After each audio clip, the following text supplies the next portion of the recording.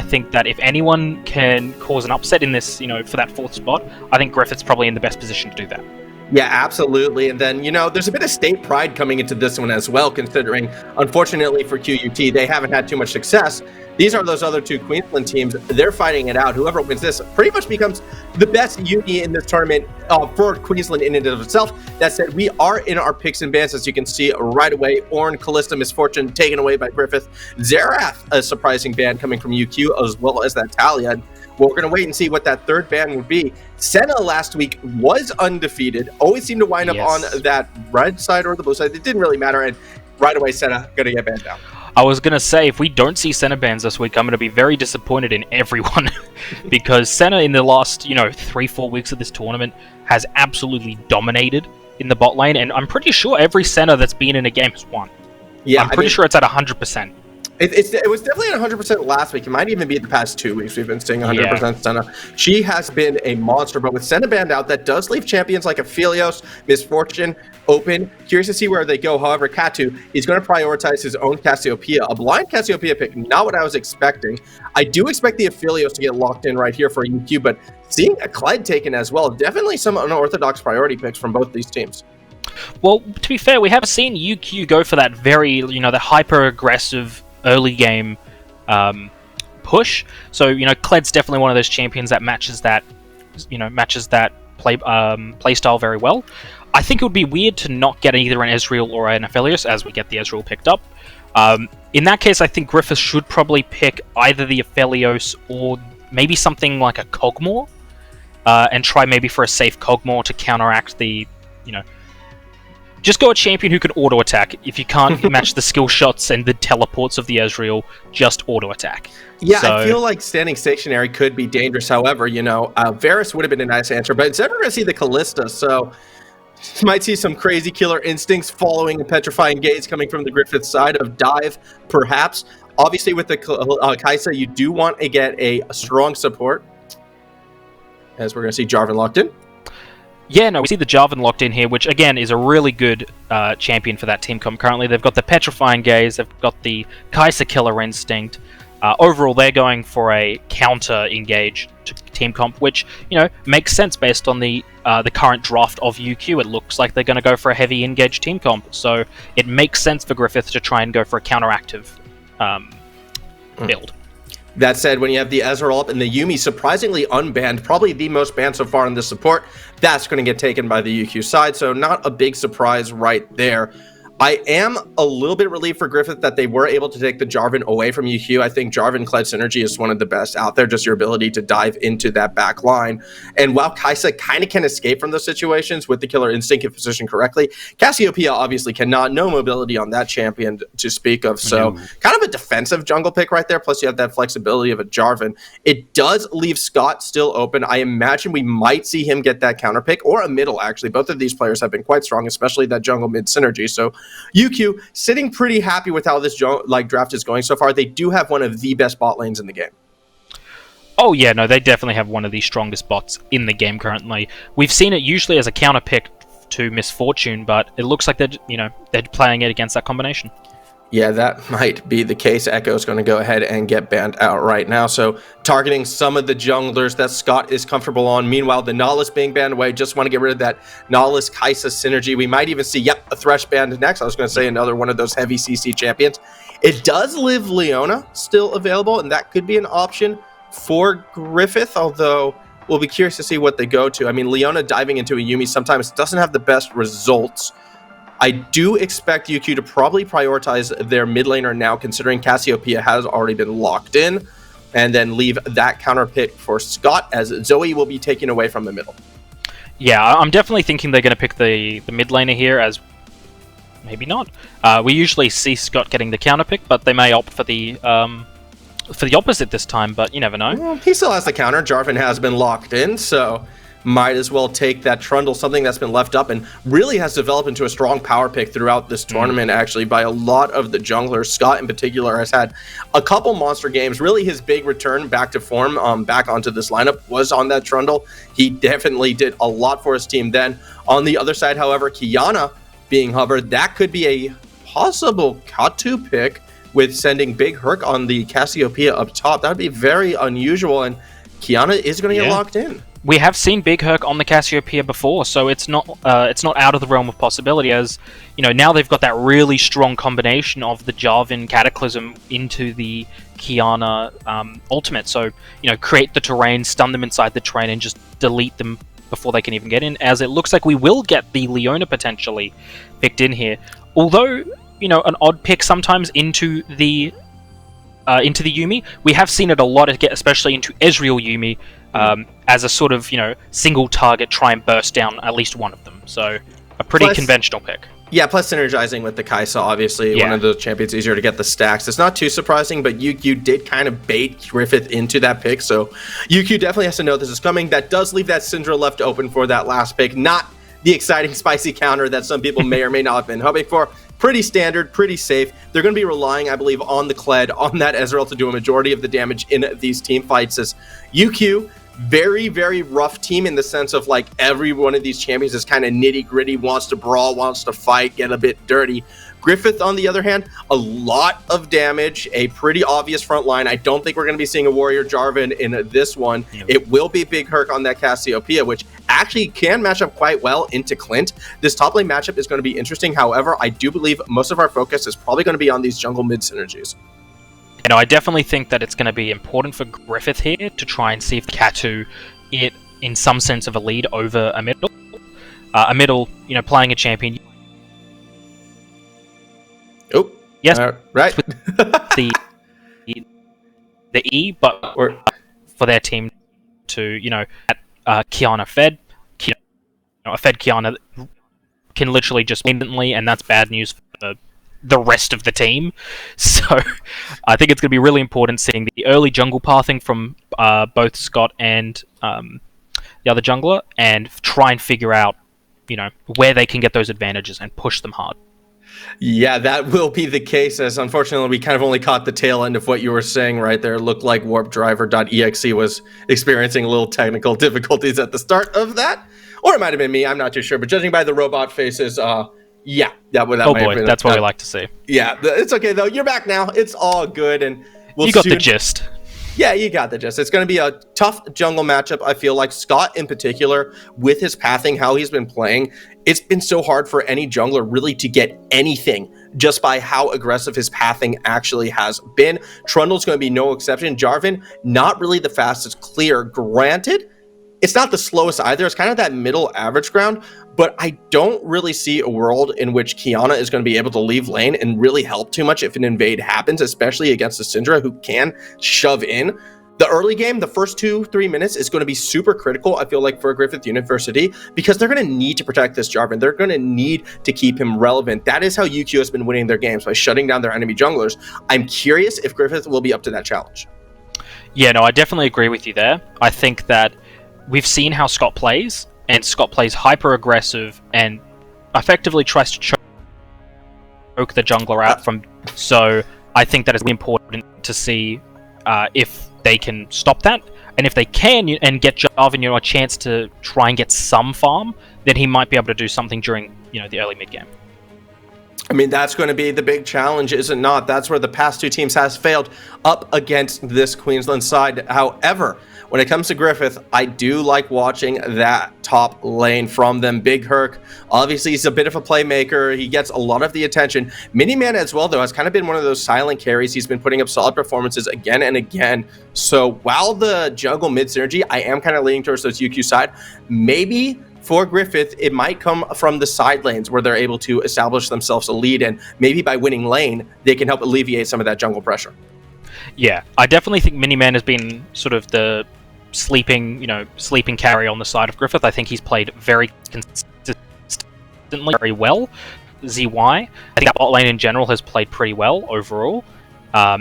And that could be what they need in this tournament. There's no center. There's no starving center to worry about. So we're going to see a lot more conventional lanes being played in the bot lane this game. So if they can play that game, better than their opponent, then I think they're in a really good spot going into this. And that could be what they need to get those advantages. Yeah, hopefully that will be the case for that side. I mean, my eyes will be on them, but you have to think, both these teams are aware of their opponent's strength, and it all comes down to that game planning, all about whose draft could be safe. When you have a Kled, he actually needs kills as well. He needs to be ahead, and that is where UQ is putting that priority. So they're happy to give up those first couple Drakes as long as it results in, an advantage on the opposite side of the map. Yeah, so luckily for them, the Ocean isn't the most impactful dragon that they could have gotten. They didn't get an Infernal, they didn't get an Air Drake, so Scott is okay. Sacrifice to push his advantage somewhere else on the map, especially in that top to mid. I think we should see a little bit more of action. Katu there, nearly getting the stun off onto a middle for the gank. Unfortunately, didn't work out for them there. We have Scott picking up his Cinderhulk, whilst Pharaoh still hasn't finished his jungle item yet, so that could be, if we see a fight, break out, I think that means, Scott might go for a little bit more aggressive plays, invading against Griffith, and that could be bad news for Pharaoh. That could be bad news indeed for that jungler from Griffith University. However, for the most part, though, Pharaoh has actually been having a pretty strong gang. He hasn't been invaded. He hasn't lost any buffs yet, which has been Scott's MO in the past. Plus, he did get that first objective, so nothing too bad, really, for Pharaoh at this stage. However, with an Infernal Drake spawning in about 3 minutes, 17 seconds, and with UQ having topside priority, I think things might start to become a little bit more difficult for this Jarvan. As you can see, Pharma has even roamed up from that bot lane right now, sort of matching this mid lane pressure that Griffith is starting to push down, and there's a lot of invested interest, it feels like, for this Rift Herald. Yeah, it seems like everyone's left bot lane alone, where they've all just made their way to this top side, mid to top side, for no real gain at the moment. Scott ends up getting the crab, and no one has got the Herald yet. So there was a lot of resources committed there, with not much gain from either team, to be honest. Yeah, and this is actually heartbreaking right now, because if you take a look down bot, there's so much farming experience now going to the wayside because of all the pressure that both these teams are putting on the top half of the map. Like, I get it, you don't want to give up objectives, but sometimes giving up experience can be worth. However, it's because both these teams are willing to fight over this Rift Herald. Cataclysm comes down, the bug is taken. I didn't quite see who got it, it's down below. The bot laners are starting to fight a middle in the middle of everything. Actually stays alive in Miniman. Flash is stay alive, but is hit by that arcane shot and will go down. DY will be the next to fall as Farmer finds himself a double kill, and he's going to find Pharaoh as well for that triple. However, Katu is still alive, does what he can, but it is too little too late as UQ takes 3 in the fight, and they want more as Kled comes on charging on it and gets in Katu's face. He will go down. Scott gets the last kill, and that is 4 for the price of 1 for the University of Queensland. And that is exactly what we were talking about early in the pregame. This is exactly what UQ wanted to do. They wanted to force the fight. Really good Scott here, getting the Herald straight away. And just watch a middle on the backline draw so much attention from everyone as they try to pick him off, and he just doesn't die, and ends up taking 3 flashes before they can finally take him down. And by that point, the fight has already been lost, and UQ has won that fight hard. Yeah, that was the fight UQ was looking for. We had been waiting for someone to make that first big step and trying to get into, a skirmish against the likes of a team with a Kled, Trundle, Ezreal, Yuumi. It's going to be so tough for Griffith University. And again, we go back to before. Their strong side is the bot half of the map. They could have kept Miniman ZY down there, just collect so much experience, so much gold, probably the equivalent of what that Rift Herald, would have been, but instead, they almost lose everything. I do believe that it actually was Griffith who may have picked up the Rift Herald, but no one was able to collect the eye, it looks like. So, a bit awkward right there as well for Griffith, unless I missed it being dropped before, but no one picked it up. Scott picked it up and okay. Used it mid, yes. All right, thank you. Thank you. Yeah, so Scott managed to pick that up in the fray of everything. He got the kill on the Herald and immediately picked it up in the middle of the team fight. So that was really good for UQ. Even the kills alone were worth it for them. But not only did they get that, they got the Herald, they got the plates, they got the ace. So the problem Griffith is going to have now is, like we said, their bot side, wrong side right now, and currently UQ's bot side has 3 kills on their carry. So any advantage they had is well and truly gone. Absolutely, as Farmer has kind of been that like silent rock, I feel like, for UQ as well, although Revenge was almost the MVP on that last fight on that Yumi, just keeping everyone alive, in particular keeping one in middle alive for so long, as Farmer's going to go ahead and help out, take this Infernal Drake. So UQ, the bot side was their weak side, no longer anymore, as Farmer was able to pick up those 3 kills, and top side's pretty strong for them. Mid definitely going UQ's way. Bot side as well, now advantageous, and Griffith University, their backs are starting to get a little pressed against that wall. Now, they're not done yet. The Archangel staff has been finished for Big Herc, so he's getting ever closer to that late game Cassiopeia, where he will start to become a absolute monster, be able to melt the likes of Scott, the likes of Clint in these fights, but we're still not quite there yet. No, we're not at a point yet that UQ can comfortably say that they've got this in the bag, but when they're hitting like stuns like that, dunking a half HP down like consistently, it's going to be hard for Griffith to come back. It's not impossible, like you said. Griffith's team comp is built around countering UQ's advantage. They knew UQ were going to go for those the early pressure and the early advantage, so they've got the team comp to counteract it. All they've got to do is let that happen and put that comp into play, and if they do, then they have a decent chance of being able to shut down Scott, shut down Farmer, shut down a middle. So if they can get those working for them, I think that could be really big for them and could turn this game on its head. Yeah, but the thing that's been holding them back, I feel like, has been a middle's play in that mid lane, not really enabling Katu to start to be that catalyst for the rest of his team. It's been super, super strong performance out of this Syndra thus far, and that, I feel like, has been one of the big reasons, besides the team fight we saw before, as to why UQ still has that lead. As we do see that mid tower fall, that will be the first tower of the game, and it's just further emphasizing the fact that a middle has actually been quite dominant in this game so far. Yeah, he has been incredibly dominant. He may be 0-1, but that being said, he has been putting consistent damage out onto Katu. He took about 3 flashes to kill in that last fight, and he has the potential to absolutely blow up most people on the side of Griffith. So while his score might not look like it, he is a very big threat right now, and his play in the mid lane has pretty much stopped Katu from being able to get anything that Katu wanted.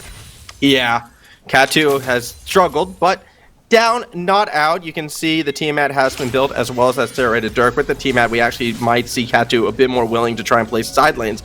However, top tower's gone, mid tower's gone. There's not really too much left for Griffith to safely farm. They still have that bot tower standing, but with no dragon for another 2.5 minutes, I don't know. We might be starting to see more pressure down there being brought by UQ. Already, Scott has rotated down. He was a little bit faster to the punch than one Pharaoh. However, Pharaoh will get spotted with that sweeping lens, and Scott actually might go in for the kill right now. Drops the Pillar of Filth. Here comes the True Shot Barrage. It forces the flash out of Pharaoh. Miniman was rotating down to provide a bit of support. At the end of the day, though, they're not going to want to engage on this Trundle. Scott, a bit too scary right now. Yeah, and see, this is what teams aren't getting about Scott right now. Pharaoh threw the flag down as some damage and a bit of, trying to push Scott off them. But what that meant was Scott was like, cool, now you have no disengage, so I can just run at you and you have to blow and flash if you want to live. So people need to respect that Scott will go for you, and he will go hard for you. So they need to respect that he is a very aggressive jungler, and he will take those fights. Well, this is how you punish it, though, because now he's actually caught out in a bad situation. Still has flash available, but he's going to try and stick around. Killer Instinct goes on the wrong side of the wall, and Scott actually gets out just fine. Clint, in fact, is going to teleport into this one, and Farmer is making his way. Here comes the final chapter out of one Rivage, and that's going to hold ZY as well as Miniman in place, and UQ's going to go ahead and gobble up a couple of kills for that. A great re-engage coming from the UQ side. Yeah, incredibly well-timed teleport coming in from Clint there. Scott's flash actually getting over the wall as the stun hit, so he didn't get hit by the Kiana ulti there. And again, we've seen this time and time before. How is it that Scott can play so aggressive and yet still stay alive and end up in the winning position? It's happened so many times. He's healthy. He's fine. He's still wanting to fight, it looks like, as Pharaoh steps forward, sees that his Raptors are gone. As a quick replay right here, you can see the stun hit, but it was too little too late, able to sidestep that explosive ultimate as well out as Katu. Farmer leading the charge as well as Clint, but yeah, that final chapter hitting not one, but two members. Miniman stepping back into it was such an unfortunate mistake, and Yuki will happily clean up a couple more kills. Yeah, and the scatter the weak from a middle there, managing to hit not only ZY but Miniman as well. Just the most tragic double stun that Griffith did not need in that team fight. So Pharaoh though is going to try and get this Herald. Trade one on the Herald, one for the other Herald. So I think that that's good play by him. If they can get it, that will be great. But again, like we said in the pregame, Griffith needs to play the protect the Jarvan comp, so it's good to see them grouping around him, confirming this Herald pool. Yeah, so Herald will go ahead and get secured, but in response, we are seeing that second dragon taken for UQ. It will be a Mountain Drake, and that's one step closer to the Mountain Soul that UQ will be possibly looking for. Now, in the past, they kind of completed these past couple games in under 25, under 30 minutes, and we're on pace right now where that could be the case, so the Soul might not even be in effect until the very end of this one. However, what UQ has been very, very good at these past couple weeks has been taking a small lead and making it a huge one quite quickly. When they smell blood in the water, they attack. And Griffith University, now they have a fair bit of disengage. You have your Petrifying Gaze, you have a Cataclysm, you have Leona as well with the Solar Flares. That could all help, but how much disengage is going to be enough against a charge, against an Ezreal, Arcane shifting forwards if he is feeling that crazy? We've already seen the ability from UQ to chase down once before in this one. It could easily happen again. Yeah, it can easily happen again, and what we need to see if we want to see any semblance of life come out of Griffith is we need the Petrifying Gaze, we need the ulti from Pharaoh, we need the Katu ultimate. If we can have them landing, then that's what we need to see. Currently, we're seeing one-sided fights from the side of UQ, from very well played macro. What we need is Griffith to understand that they will go for those fights and understand what they have to do to counteract that. So we haven't really seen many Solar Flares, many Supreme Displays of Talents. We haven't really seen any of them. So I want to see them use their abilities more, to be honest. Yeah, I mean, I don't know. I feel like the Supreme Display of Talents have been being dropped. They just haven't been able to connect, unfortunately, as at this stage, Griffith really, it's going to be tough for them to find any real proactive play. UQ doubling down on the idea of they're going to try and protect their damage dealers. The Knight's Vow actually being picked up by Scott as well. So Farmer is going to be sitting so comfy, so pretty, and so hard to bring down, even if you're able to get to him. UQ, they're very much in control of this game. They can kind of take it at their own pace, whichever pace they want that to be. The only thing they really need to be wary of, I feel like, is this big Herc on Cassiopeia. If it continues to scale, maybe we could see that come into play. The Archangel Staff, as mentioned before, has been completed, but that's really it at this stage. Obviously going to be going for the Leandries next, but yeah, as it's completed right there. All right, Cassiopeia now can do some burn, can do some damage to Scott in that front line, but the question is, will it be enough? Yeah, that's what it's going to come down to. I picked Griffith for this game. I still think they have a chance, but like you said, UQ pushes their advantages hard. They went from a 1k lead to a 5k lead to like a 6 and a bit k lead. Oh, so, and this is not how you keep your lead going. The True Shot Barrage does not connect, but ZY is not out of trouble yet. The Pillar of Filth will slow him down, and here comes Clint charging in. They find that kill on the other side as well. Farmer was actually able to pick up Katu, and with 2 kills down, that will be a Baron going to UQ. And then they go from 7k to 9k. So, they do what they need to do, and they played that very well. ZY pretty much had to try and ward that, but wasn't able to get anything, as this is going to be a free Baron for the side of UQ. I do not see any contest coming here from the side of Griffith, unfortunately. No, instead, though, Griffith's actually looking to take down a middle. I do believe that was a Flash Cataclysm to get in his face. However, a middle able to stay alive, has to burn a Flash himself, is probably going to be able to stop the second charge. No! The second charge does go off and does a fair bit of damage, but a middle's going to be like, that's fine, tower still stands. We got ourselves a Baron. I stayed alive, and things are looking bright and sunny for UQ to be the king of the Sunshine State at this stage of the game. Yeah, no, they're definitely they're sitting pretty right now. They're happy with where they are. They'll take that, second charge from Shelly for the trade that they got. As if you look at the lane state currently, UQ's got that Baron empowered buff, and their lanes are in really good positions right now. Top had to just be pushed back because they had a massive wave in the top lane, and if that got left, they could have just ended straight through top. Yeah, exactly. That is now another dragon is going to be spawning in under a minute, and you can see UQ, they're starting to focus all their attention down on the bot half of the map. This would be their second Mountain Drake, one more away from a soul. However, with Baron, I do expect them to shove in those lanes first, rotate back to that dragon, collect that up, and again, UQ, one of the best teams with the lead right now. They tend to do everything correctly. Sometimes they might get a little too over-aggressive, but even when they do, they'll have a trade go even at worst. This is based off of the past 2 weeks. Maybe Griffith University can be that team to turn things around, but with their gold deficit that they're sitting at right now, they really just need to find that perfect quick play. Yeah, and they have the ability to do that with their team comp, but it's just a matter of they need to pull it off, as Scott's going to go in 1v3 or 2v3.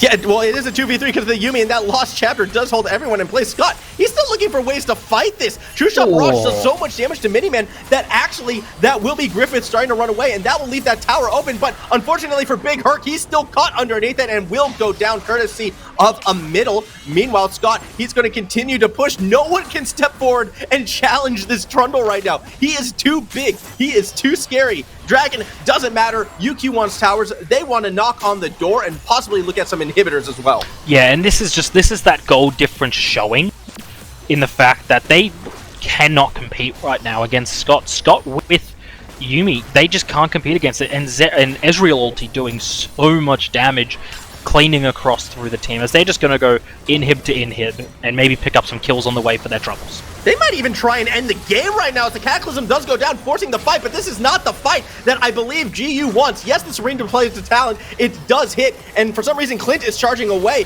but he's only trying to wrap around to catch Katu, who will get run down by Scott. Farmer's the one who picks up that kill, and with 3 members down, inhibitors also fallen as well. UQ, they can take anything they want. They want that mid tower perhaps. Nope, there's no wave there, so they will back off for now, and that's really the only saving grace for Griffith right now.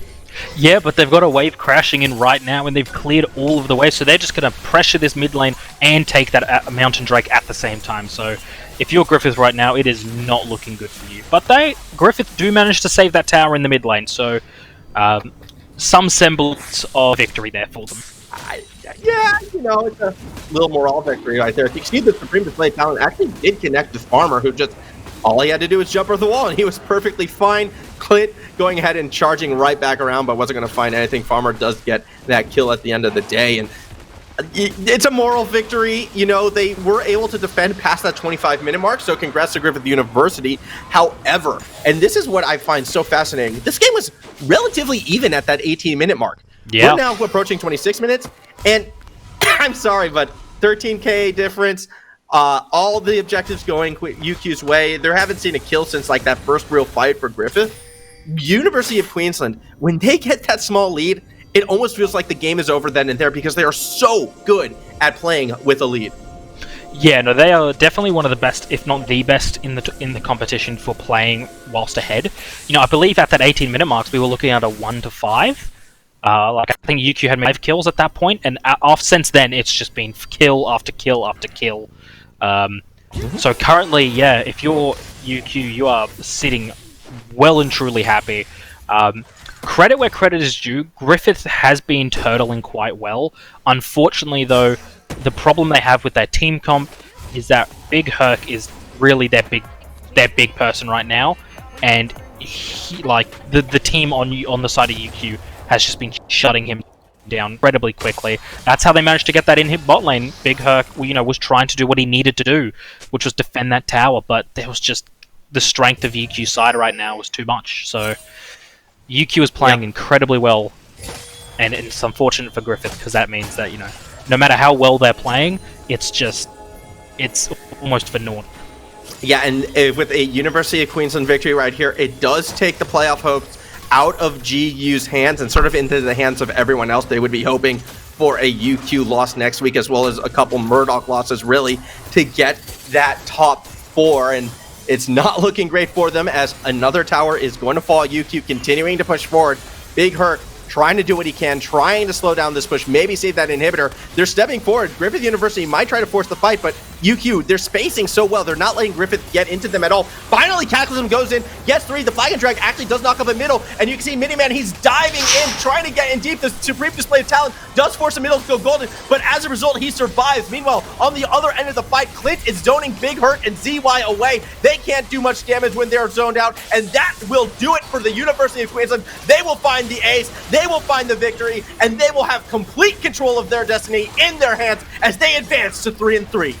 Yeah, they're gonna go to 3-3 in this game, as that's really tragic for Griffith, as what started out as a good engage, a 3-man Cataclysm ends up with the game being lost off it. So, if you want to see just how well UQ plays from advantage, just watch that fight, because there was nothing they could do there at the end, unfortunately. Yeah, a great performance from the University of Queensland side. Really, everyone stood out and had great moments. If I were to pick myself like a personal MVP, I'll let you choose yours. I'd actually look more towards Revenge on the Yuumi. I thought that Yuumi was fantastic in this game, but taking a look at the highlights, this was the one and only fight Griffith University found a kill. Yeah, they managed to get the kill here onto a middle after having to spend 3 flashes, I believe, by the end of that fight to kill him. So the one kill that they get is a shallow kill at that, but credit where credit's due, they did get the kill onto him, but this is where it all started going south for them, as UQ, their game plan came online. This was the fight that I did not expect. Oh my gosh, yeah, Scott. You can't catch him. You could not catch him, and then this is where I'm saying Revenge probably is my MVP in this one. Gets ZY, and Miniman unfortunately steps back into it, and that allows him to get caught as well. The follow-up scatter of the week was connected. That is when UQ really established a complete lead in this game. All right, I said 18 during the game. It was really at 17 minutes, and Griffith, they were desperately trying to find ways into that Baron pit, but all they found was death and destruction. Yeah, they tried to do what they had to do to stop that Baron, but it was a little too late.